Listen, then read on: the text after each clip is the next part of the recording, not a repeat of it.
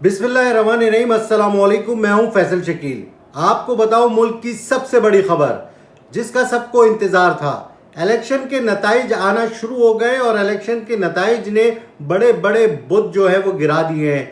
वही हुआ जिसका जो है वो अवाम की फैसला था और अवाम ने अपना जो फैसला अपने वोट के ज़रिए दिखाया है। कराची सिंध नहीं बल्कि पूरे मुल्क में PTI के हिमायत याफ्ता उम्मीदवार वो सबसे आगे हैं। और मैं आपको एक और चीज़ बताऊं कि लाहौर में जो साबिक वज़ीर आज़म नवाज़ शरीफ साहब जो कि चौथी बार वज़ीर आज़म बनने की ख्वाहिश रखते थे, उनकी ख्वाहिश जो है वो सिर्फ ख्वाहिश ही रह गई है, उस पर अमल दरामद नहीं दिख रहा। इस वक्त जो आने वाले नताइज हैं उसके मुताबिक जो पूरे मुल्क में नताइज आए हैं उसके मुताबिक तमाम इलाक़ों से PTI बड़े पैमाने पर जो है वो आगे है वोटों में और जीत के करीब ही है।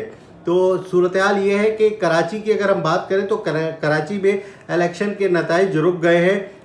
कराची में अब तक रात का 1 बजने को है, कोई नतीजा जो है वो नहीं आ सका है और सिर्फ 8 से 10 पोलिंग स्टेशंस के नताइज यहाँ पर मौसूल हुए हैं। वो भी हतमी नहीं है, गैर हतमी है, क्योंकि फॉर्म 45 के ज़रिए जो हमें नुमाइंदों से मिले तो वही कैलकुलेशन हुई है, उसके अलावा आगे नहीं बढ़े हैं। और 2018 में हमने जैसे देखा था कि रिज़ल्ट रात में रुक गया था और इस बार भी यही हुआ है। और अब उसकी वजह जो है वो यहाँ पर जो डिप्टी इलेक्शन कमिश्नर हैं नज़र अब्बास, इनसे मेरी बात हुई है तो इनका ये कहना है कि मोबाइल फ़ोन कम्युनिकेशन ना होने की वजह से, इंटरनेट ना होने की वजह से नताइज नहीं आए। तो स्क्रीन जो है वो खाली पड़ी हुई है इस वक्त।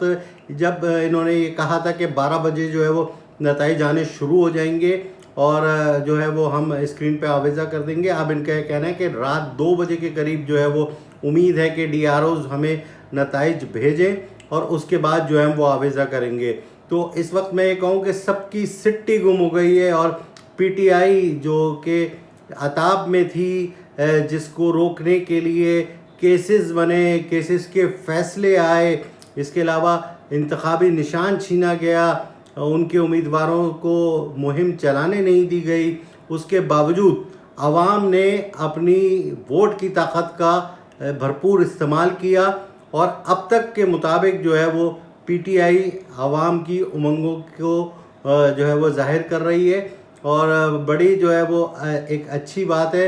मैंने अपने कई शो किए तलाश जिसमें रोड शो थे, आवाम से राय हासिल की, 2 महीने से कर रहा था और उसमें भी आवाम यही अपना फ़ैसला सुना रही थी जो कि मैं अपने तमाम शोज़ में दिखा रहा था। लेकिन कुछ लोग थे, कुछ कुव्वतें थी, वो नहीं चाहते थे कि ये हो, लेकिन आवाम की ताकत तो आवाम की ताकत है। मैं आपको ये भी बताऊं कि साबिक वज़ीर आज़म नवाज़ शरीफ ने अपनी विक्ट्री तकरीर के लिए पंडाल भी सजाया था लाहौर में और उन्हें तकरीर करनी थी, लेकिन जैसे जैसे नताइज आ रहे हैं और उनको पता चला तो उन्होंने वो वहाँ से खामोशी से चले गए। फिर उनकी साहबजादी चली गई, फिर उनकी क़यादत चली गई और वो पंडाल खाली रह गया।